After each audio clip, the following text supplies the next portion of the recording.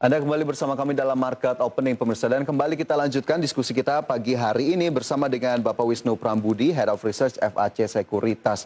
Pak Wisnu, tadi sudah ada BBNI dan juga opening IHSG yang sudah diberikan ulasannya. Kita berlanjut ke emiten berikutnya, masih dari sektor perbankan yang juga masuk dalam emiten update di hari ini pemirsa. Ada BJBR atau Bank BJB, di mana Pevindo kembali menetapkan peringkat AA- untuk Bank Pembangunan Jawa Barat ataupun BJBR. Pak Wisnu, masih dari sektor perbankan, BJBR, ada yang bisa kita perhatikan lebih lanjut dari emiten satu ini? Ya, kalau kita fokus ke buy technical aja dulu, gitu ya. Kalau BJBR memang secara trennya itu masih downtrend ya. Jadi memang buat pelaku pasar yang ingin masuk itu memang baiknya wait and see dulu ya, karena memang ini cukup kencang gitu ya untuk downtrendnya. Jadi memang kita perlu waspada dulu untuk short termnya ya. Oke, masih waspada terlebih dahulu dari sisi teknikal. Hari ini BJBR bergerak di level 1440, naik 1,41% lah. Level-level yang bisa menjadi catatan di level-level berapa ini untuk BJBR? Ya, sebenarnya ada support terdekat untuk Bank BJBR itu di 1375 dan ada resist kalau kita bisa cermatin itu di di 1450 ya. Jadi cukup kecil sebenarnya. Cuman memang kalau tidak berhasil breakout itu ya rawannya itu tadi ke 1375 gitu ya.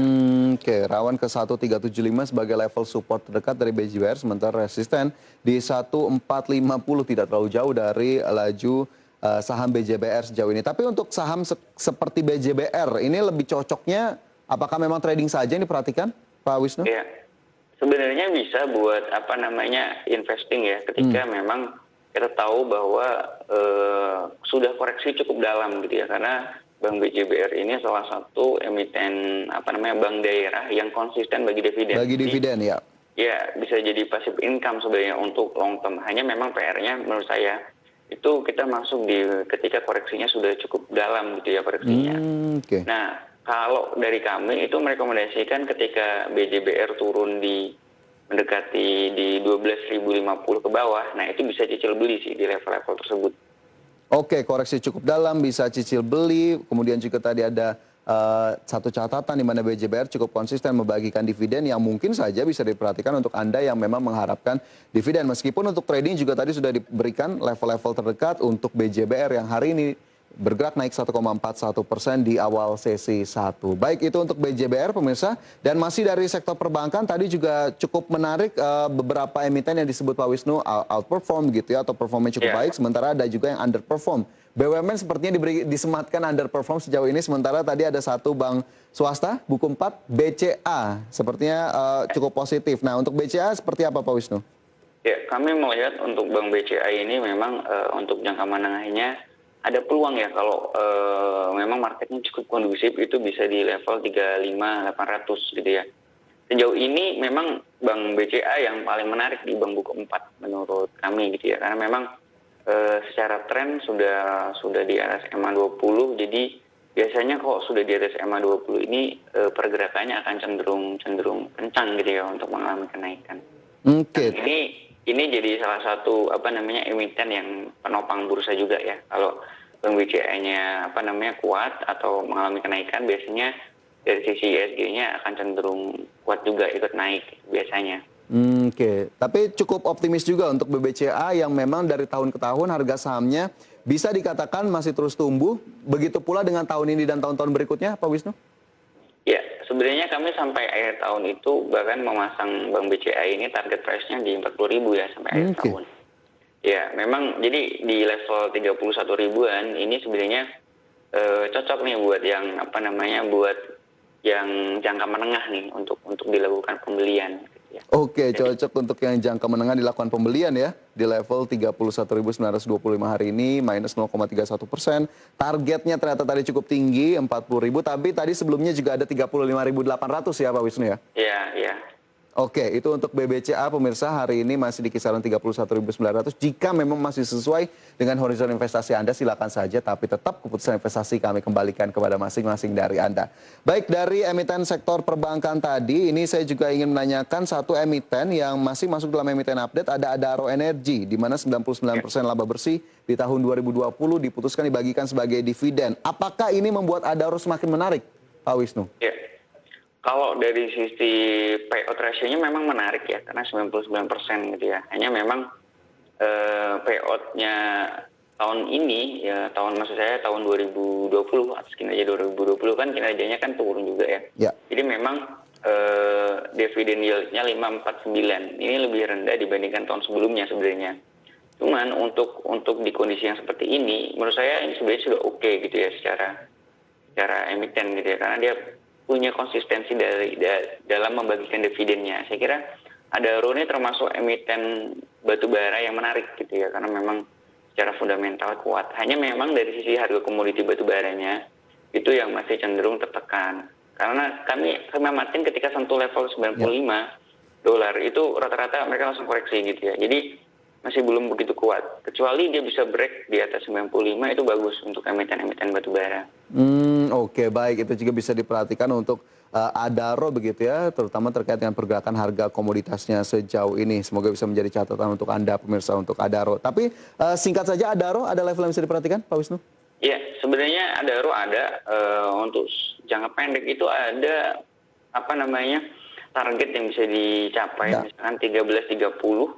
Cuman jangan lupa pasang stop loss ya kalau dia turun di 1150 untuk Adaro. Oke, stop loss di 1150, target terdekat di 1330. Pemirsa, hari ini Adaro masih bergerak positif 0,83% ke level 1220. Baik, itu salah satu emiten update yang juga bisa mungkin Anda perhatikan dalam salah satu portofolio investasi Anda. Dari Adaro, saya ingin bergeser ke saham pilihan ataupun rekomendasi dari Pak Wisnu di hari ini. Saya sudah dapat informasinya ya. Ada 4 saham, TWR, kemudian ada Mika, Inco atau Vale Indonesia yang juga masuk dalam emiten update di hari ini, dan juga ada LSIP. Nah, ini kita coba lihat satu persatu bagaimana kemudian potensinya untuk Tower. Apa yang bisa diberikan ke pemirsa ini insight-nya Pak Wisnu? Ya, Tower ini salah satu emiten menara yang menurut kami cukup menarik gitu ya. Kami melihat Tower ini cukup ekspansif gitu ya, mengakuisisi menara-menara. Nah, ini target price kami itu di 12.50. Tetap batasi resiko jika turun 1050 gitu ya untuk Tower. Karena kita tahu volatility di market ini sebenarnya masih sangat tinggi untuk predik gitu ya. Jadi untuk Tower seperti itu. Oke, jadi tetap batasi resiko tadi ada 1050, kemudian target di 1250, tapi jika melihat sisi perusahaannya tadi cukup ekspansif dan sepertinya ini menjadi salah satu harapan ke depannya untuk Tower ya Pak Wisnu? Iya, benar sekali. Oke, itu untuk Tower, pemirsa, boleh saja dicatat tadi level-level terdekatnya. Sementara di saham pilihan rekomendasi ataupun rekomendasi yang kedua, sektornya cukup berbeda. Ada Mika di sana, sektor kesehatan. Nah, apa yang kemudian menarik juga dari emiten satu ini? Ya, ini Mika menarik. Pasca rilis LK Q1-nya, itu kan Mika berhasil growth 59-15% gitu ya secara Q1-nya. Nah, kami mencermatin memang secara teknikalnya juga itu sudah masuk fase uptrend gitu ya. Dengan target memang di 2900, batasi risiko jika turun di 2600 ya, 2600. Ini Mika menarik karena memang kita tahu di kesehatan di kebutuhan 2020-2021 itu masih cenderung naik gitu. Cenderung meningkat. Masih cenderung naik dan pertumbuhan diperkirakan masih berpotensi untuk berlanjut. Sementara levelnya tadi juga bisa diperhatikan untuk Mika, pemirsa, yang hari ini masih bergerak di kisaran 2.700-an. Dari Mika saya ingin ke Inco, Pak Wisnu yang juga tadi masuk emiten update Vale Indonesia, melihat laporan terbaru dan juga posisi sahamnya, apa yang bisa kita perhatikan? Ya, Inco ini kan emiten yang dominan nikel lah ya, nikel. Nah, kami cermatin memang nikel sempat jatuh di Februari-Maret, itu udah jatuh 18,53% dari level tertingginya. Nah, memasuki bulan April itu sudah ada recovery lagi 10,5%. Jadi memang dari sisi komoditinya juga bagus, kemudian secara performanya juga mengalami peningkatan Q1-nya. Jadi kami melihat Inco cukup menarik dengan target price di 4840. Kemudian tetap batasi risiko jika turun 4200 ya, karena kita tahu masih perlu konfirm lanjutan sebenarnya untuk Inco ini. Oke, ada terlihat pola-pola yang tadi disebutkan oleh Pak Wisnu, sementara target price terdekat di 4840 dan Inco sampai dengan pukul 9:19 ini di 4360 atau naik 0,69%. Dari Inco terakhir Pak Wisnu ada LSIP. Nah, ini apa juga yang bisa kita perhatikan dari emiten CPO ini? Ya, LSIP ini menarik.